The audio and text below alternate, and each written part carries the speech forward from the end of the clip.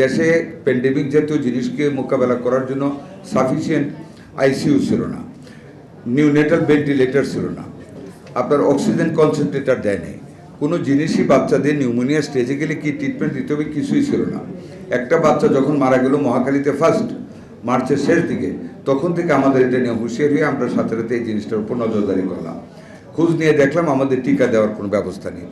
যাই হোক, আমি বাড়াইতে চাই না, আপনারা সবাই জানেন মাননীয় প্রধানমন্ত্রীর নেতৃত্বে ওনার সুপরামর্শে আমরা দ্বারস্থ হইলাম ইউনিসেফ, গ্যাবি এবং ওয়ার্ল্ড হেলথ অর্গানাইজেশনে, এবং আলহামদুলিল্লাহ আল্লাহর রহমতে তারা পর্যাপ্ত পরিমাণে আউট অফ দ্য ওয়ে আমাদেরকে হেল্প করেছে, যে বিভিন্নভাবে তারা অতি দ্রুত গতিতে আমাদেরকে টিকাগুলি দিয়েছে এবং আরও আসতেছে। আমরা টোটাল টিকা কার্যক্রম শেষ করে আমরা আমাদের কাছে এখনও পর্যাপ্ত পরিমাণ টিকা আমাদের কাছে রয়ে গেছে। আমরা এই টিকা কার্যক্রমে আজকে থেকে আবার নতুন করে আমরা চালু করেছি। এর মধ্যে আপনারা জানেন টিবির টিকা ছিল না, সেটা আমরা সহজে টিবির টিকা পাইলাম, আমার সিরিঞ্জ নাই, মানে যেই রিপোর্ট আমাকে সিরিঞ্জের দিয়েছে ডাইরেক্টর, মানে ওনাকে আমি ট্রান্সফার করে ফেলেছি, ক্লোজ করেছি, সম্পূর্ণ ভুল একটা তথ্য দিয়েছে। হয়তো বিভিন্ন ডিস্ট্রিক্টে নিয়ে গিয়ে খবর নিয়ে দেখি টিকার সিরিঞ্জ নেই।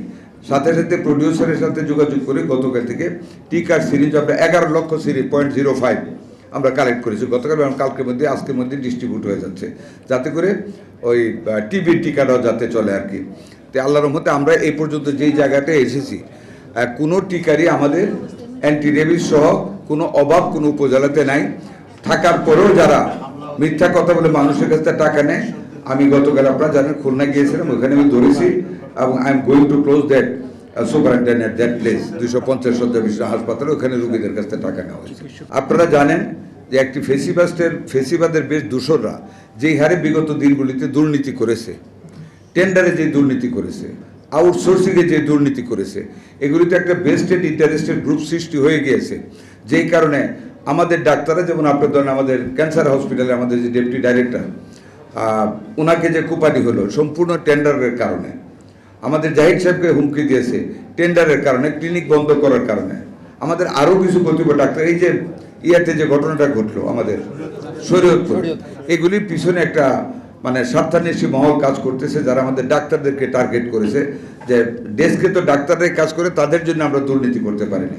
তা ইনশাল্লাহ আমি আপনাদের প্রতি কৃতজ্ঞ।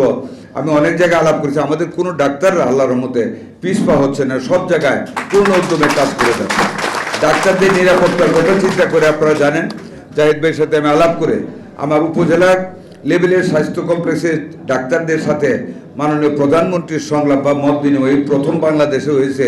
এটা মাননীয় প্রধানমন্ত্রী জনাব তারেক রহমানের সরকারের আমলেই আমরা করেছি, উনি ইন্টারেস্টেড ছিলেন, কথা বলেছি।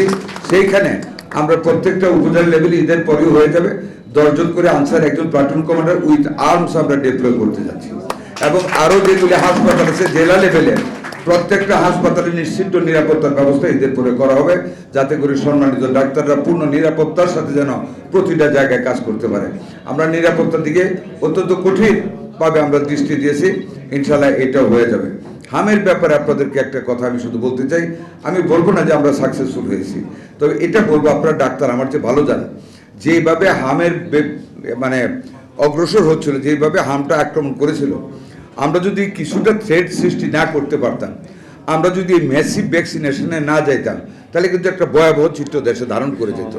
অন্তত আলহামদুলিল্লাহ আপনাদের সহযোগিতায়, আমার মাননীয় প্রধানমন্ত্রীর নেতৃত্বে আমরা শ্রম দিয়ে অন্তত হামটাকে একদিন আগে একদিন পিছিয়ে একদিন আগে এই জায়গাটায় রাখতে পেরেছি, এবং আশা করি অ্যান্টিবডি ক্রিয়েট হওয়ার পরে আগামী খুব স্বল্প সময়ের ভিতরে হামটা বেশ কমে আসবে, এটা আমার একটা দৃঢ় বিশ্বাস।